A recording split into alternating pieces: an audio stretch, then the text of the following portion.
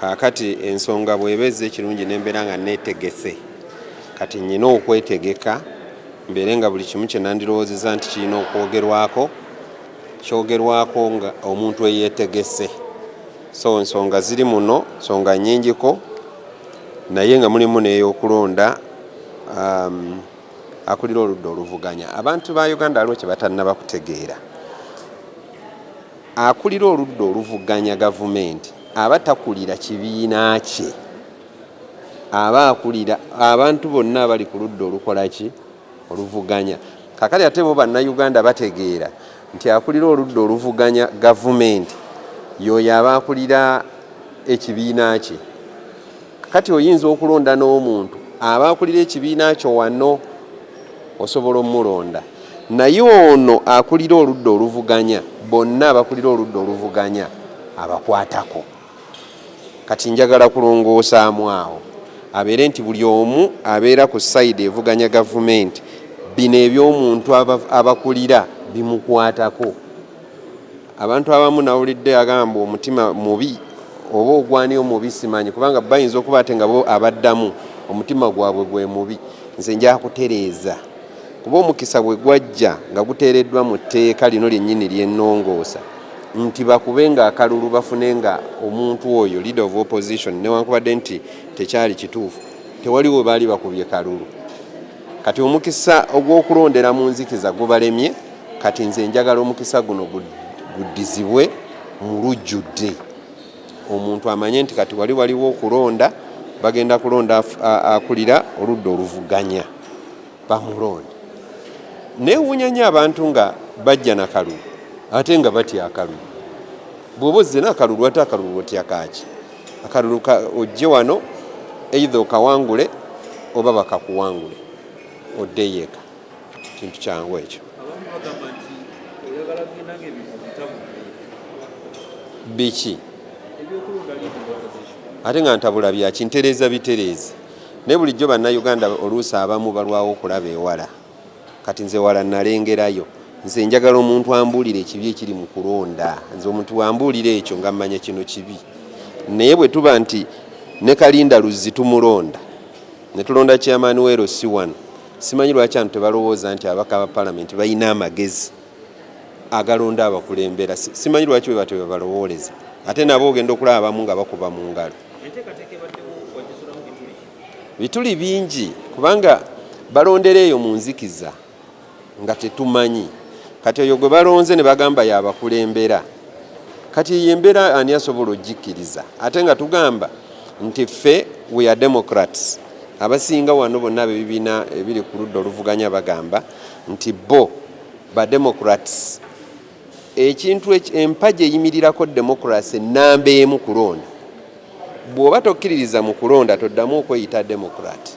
Empagi eyimirirako empagi enkulu democracy kulonda.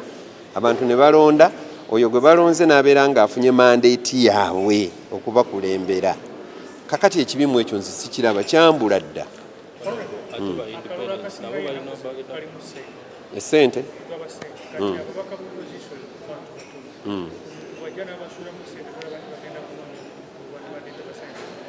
Ekyo kiwako bujulizi obujjawo. N'ababaka wano babawa sente. Nze saaliyo saamanya kati ompa mawulire, naye nze nga mmanyi nti ababaka balina amagezi agamala n'okulwanyisa ebyo by'olowoozaako. Nze ngambye ababaka bonna abali ku side y'opposition be balonda bokka. Singa terinayitamu naye singa liyitamu balonde. Kibimu ky'okulonda kiki? Naye mumbuulire abantu lwaki batya okulonda? Mukimbuulire lwaki batya okulonda? Bw'oba amagezi ogalina kuggwe kuliko omutwe, abantu bamanyi nti oli mugezi era osobola bulungi okukulembera banno, bajja kulonda. Niwe bamanya nti omutwe gwo tegusobola kukulembera balala era tebajja kulonda. Nze mumbuulire ekibi ekiri mu kulonda. Omuntu bw'akimbuulira nga manya byenkola bikyamu. Ne bwe kuba nti buli omu kulonda kitegeeza byenkola bye bituufu ddala.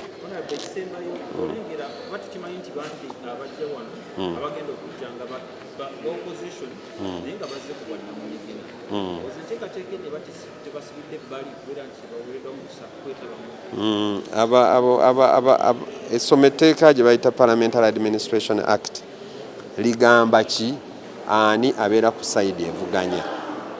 Kati oyo abeera ku sayidi evuganya yajja okulonda, naye waliyo abaakola endagaano n'ebibiina ebirala ate abo balala, kubanga olwedde bo baakola endagaano n'ekibiina ekiri mu buyinza, kati banaalonda bati tebalina ngeri gye balonda.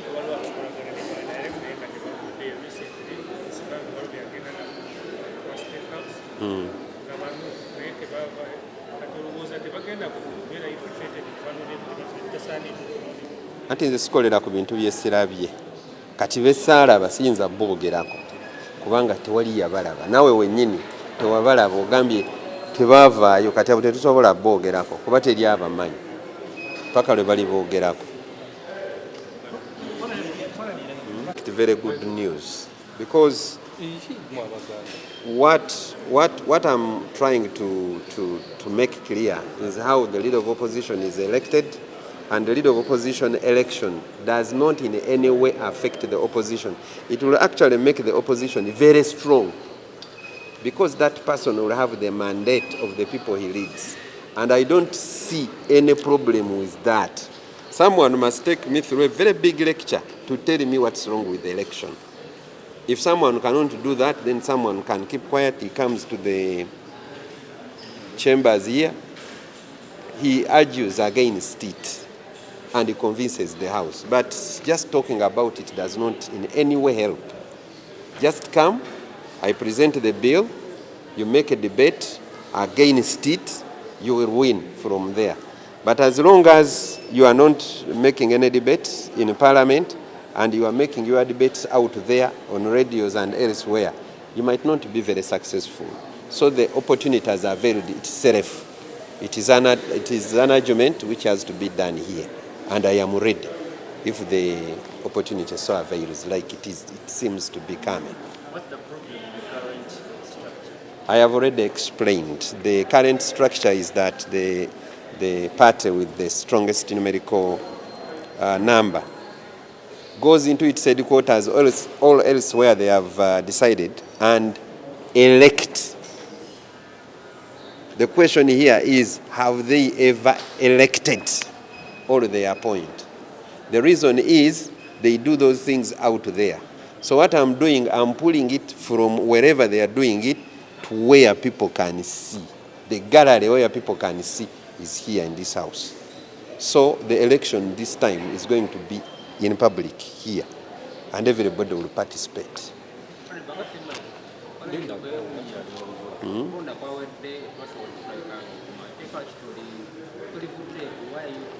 Kakati awo abantu bwe balabira nti nze nali siri ku muntu oba ku bantu, nze ndi ku Uganda, sigenda kubeera mu 12th parliament, naye era njagala kikolebwe kuba Uganda tekoma ku 11th parliament, ekyagenda mu maaso.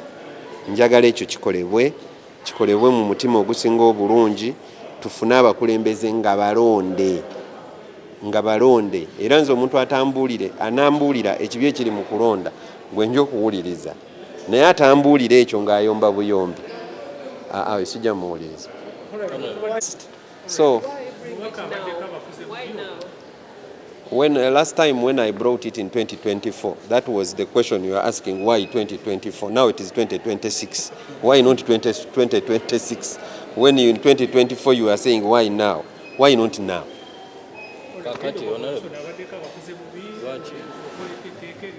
Serial leader of opposition. Mwe mukinterpretinga bubi. Serial leader of opposition. Ono si yasembyeyo ate si yasoose. So abalala bajja kujja basange ng'ekintu nakitereeza, era bwe nakitereeza wano kibadde kibi, era kibala nja kitereeza. Kati bwe banaaba nga basoma bajjanga kusoma nti waliwo yakitereeza nga nze nakitereeza.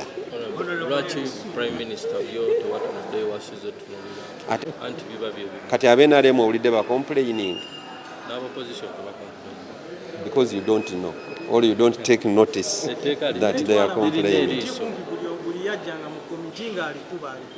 Ekyo tekibafuula batuufu.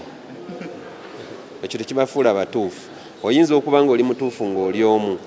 Kankuwa ekyokulabirako kitera nnyo okubeera eyo ebweru. Mob justice. What they were doing here was mob justice because they wanted to appear like they are doing something. That does not mean they are right. I might be alone when I'm right, and I will remain so. Yes. Welcome. Ab'Emityana babeere bulungi. Ab'Emityana abantu abo baffe abo beewaffe kakati si babi. Simanyi ebya 231 bwe birituuka nga ndi mulamu nga mubimbuuza naye kati ngenda mulo faamu.